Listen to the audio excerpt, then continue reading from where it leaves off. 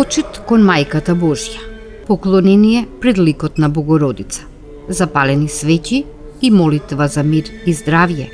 Православните верници и оваа година му оддадоа почит на големиот ден. Ден посветен на успението на Пресвета Богородица.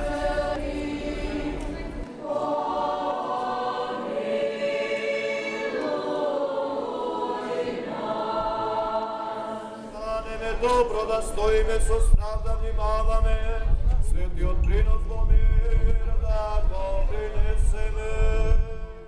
Чистотата на празнувањето, духовниот мир кој го нуди Божјиот храм и годинава ги привлече верниците на поклонение да дојдат во Лешок.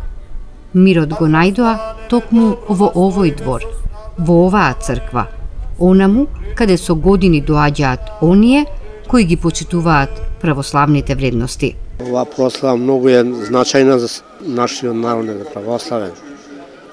Доаѓате редовно тука? Редовно, секоја година. 10-15 години доаѓаме веќе. Тоа ми е мерак. Од каде сте? Од Броварица. Големо значење. 28 август. Богородица. Доаѓаат ли во вашето семејство гости од надвор по овој? Да. Редовно. Нови празник. Среќен нека ни е празникот. Од 2003 сум тука, значи после реновирањето на манастирот. Значањето е прекрасно за овој ден, како сите празници, така и овој празник. Така.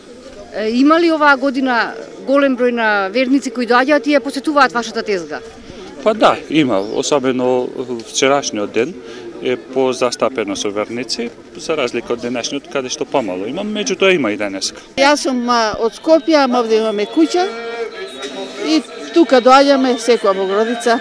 Убаво е, цело лето го поминавме овде. Редовно доаѓам, емотивно сум врзан према Лешешкиот манастир и од Савајле уште други пат не станувам толку рано, ама ради доаѓањето во манастирот станавме и внучево го зелавме да го упатиме во значењето на нашиот празник. Овој ми е многу значаен празник. Истам како и на мене и на мојата фамилија. Кога доаѓам тука сум многу исполнета и духовно и народот што го гледам среќен. Секоја година доаѓаме, многу сме задоволни и синојка и денеска фантастично е. Останувате тука и со спиење или? Не, синојка така од некое време попладне, па до денес, тока попладне и си одиме. Ние доаѓаме од Скопје. Пречесно од Драчево.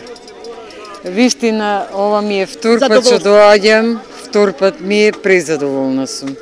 Многу убаво на душата се осеќам кога доаѓам пред Господ и пред целиот народ, значи многу убаво се осеќам, нешто најубаво и нешто олеснување на душата во овој ден значаен. Пресвета Богородица, благодарам. Господ здравје нека ни даде нас, вас и на сите во целата Македонија. Вековната традиција ги собра верниците од различни краеви да се помолат пред храмот Божји, но и да се дружат и забавуваат. Така било и во минатото, вели историчарот Бранислав Светозаревиќ. Од секогаш тука се собирал народ, а особено откако е обновен од Кирил Печиновиќ од 1818 година, веќе тука народот масовно доаѓал и не само што доаѓал и живеел со манастирот, туку работел во него, се лечел во него, се учел, тука било училиштето прво, па и световното училиште тука е од 1855 година.